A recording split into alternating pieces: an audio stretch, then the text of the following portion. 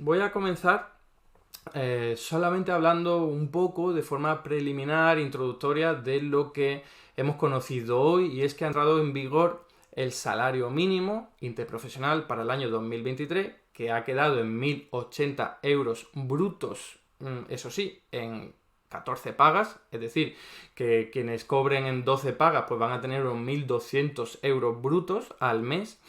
Y la idea que os quiero compartir simplemente con vosotros es hacer una especie de indicaciones, porque ya hablamos la semana pasada de las consecuencias, implicaciones de aprobar un salario mínimo. Ahora la idea es quizás simplemente presentar los elementos más importantes, porque me ha llegado alguna duda al respecto y creo que esto puede arrojar algo de luz. En cualquier caso, si alguna cuestión os queda pendiente, ponedla en el chat e intento resolverla. En primer lugar, como ya he comentado, esta medida beneficiará a más de 2,5 millones de personas, que son todos esos trabajadores que hasta el día de hoy cobraban una cantidad inferior a 1.080 euros mensuales en 14 pagas. Si alguien cobra su salario en 12 pagas, tiene que estar prorrateado y entonces sería pues unos 1.200 y pico euros. Siempre en términos brutos, recordadlo. El salario mínimo siempre se da en una cantidad que incluye las cotizaciones sociales y también todas las retenciones al IRPF que se pueda hacer. Luego comentaremos que el bulo del espejo público tiene que ver con este tipo de retenciones en el IRPF. Entonces, eso es importante saberlo, porque no es que alguien vaya a cobrar en su cuenta bancaria a través de su nómina esos 1.080 euros brutos, sino que en 14 pagas, recuerdo, o en 1.250 si son en 12 pagas, sino que lo que hará será cobrar esa cantidad menos lo que tenga que pagar por cotizaciones sociales, que no es mucho para el trabajador, y también las retenciones al IRPF, ¿no?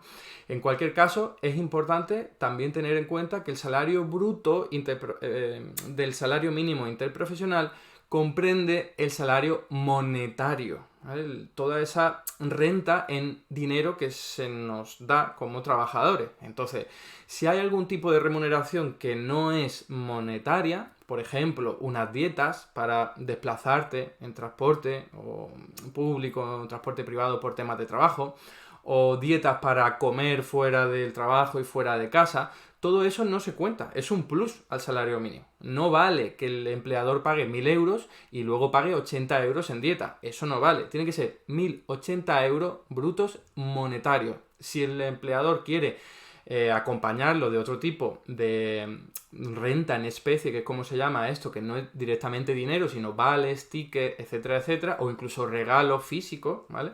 Pues entonces eso tiene que ser un plus. Otra cosa que también me ha preguntado la gente, si los complementos de nocturnidad, los complementos de productividad, esos se incluyen dentro del salario mínimo. Y aquí en la justicia había habido siempre un debate y no quedaba claro, pero parece que las últimas sentencias van por el camino de que sí se incluyan en el salario mínimo. Es decir, que si alguien estaba pagando 1.000 euros por el salario base y luego unos 80 euros por un plus de productividad, pues no tiene por qué aumentar el salario mínimo, porque la suma da 1.080 euros, que sería el mínimo legal, ¿no?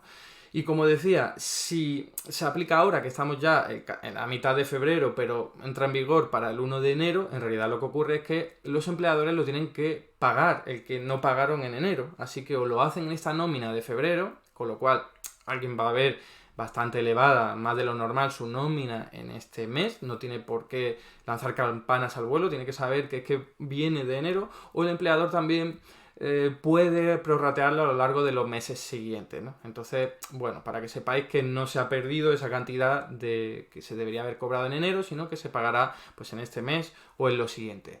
Como decía, afecta a más de 2,5 millones de trabajadores, es un punto muy positivo, y creo que estas son las indicaciones más importantes a la hora de hacer una introducción sobre el tema, sin hablar de las implicaciones, que de eso ya hablamos la semana pasada.